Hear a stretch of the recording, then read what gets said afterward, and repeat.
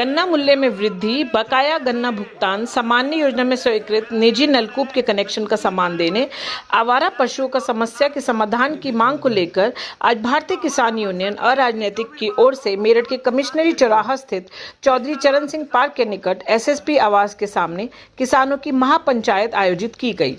Union के राष्ट्रीय प्रवक्ता का कहना है कि महापंचायत में भारतीय किसान यूनियन अराजनीतिक के चेयरमैन गठवाला खाप के चौधरी बाबा राजेंद्र सिंह मलिक, राष्ट्रीय अध्यक्ष राजेश सिंह चौहान, हरिनाम सिंह वर्मा, दिगंबर सिंह सहित कई बड़े बड़े किसान नेता पहुंचे।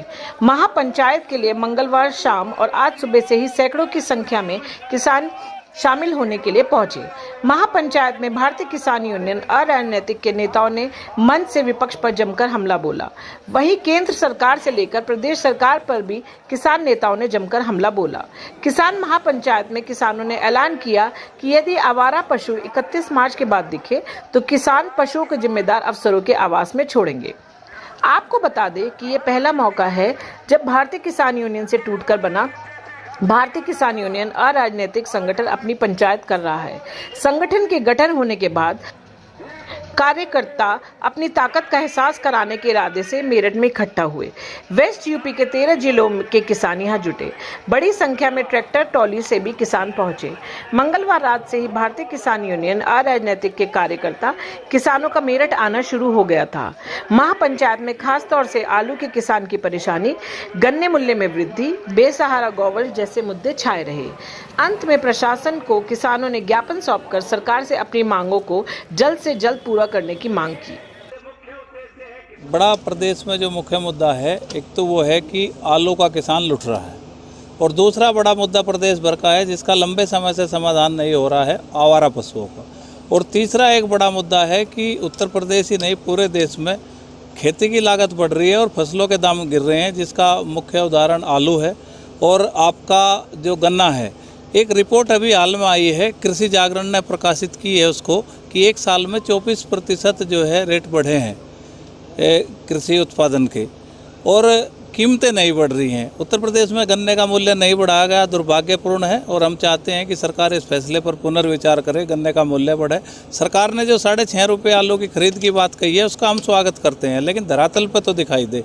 उन्होंने कहा कि पहले फेज में 7 जनपद होंगे, जब तक दूसरे जनपद आएंगे तब तक तो आलू व्यापारी के जा चुका होगा और सरकार की सब सब्सिडी और सहायता का लाभ व्यापारी लेंगे।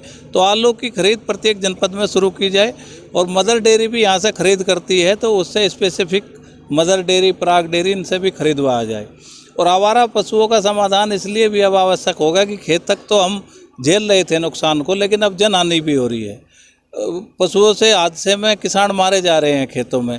तो ये 5-6 बड़ी समस्याएं हैं। एक बड़ी समस्या ये है बिजली से संबंधित कि किसानों के 3 साल से भी अधिक समय हो गया सामान्य योजना के स्वीकृत जो कनेक्शन है उनका सामान नहीं दिया जा रहा। फुल पेमेंट की बात कहते हैं, तो कृषि उद्योग नहीं है। कृषि तो हमेशा सरकार के खजाने पर चलती है। किसानों को सब्सिडाइज कनेक्शन का सामान जब तक नहीं दिया जाएगा तो 5-5 लाख रुपए की लाइन किसान नहीं बनवा सकता हो। तो कोई गंभीर बीमारी हो जाए उसका भी इलाज नहीं करा पाता। तो जो योजनाएं थी, कम से कम जो योजनाएं लागू थी उनको चालू रखा जाए।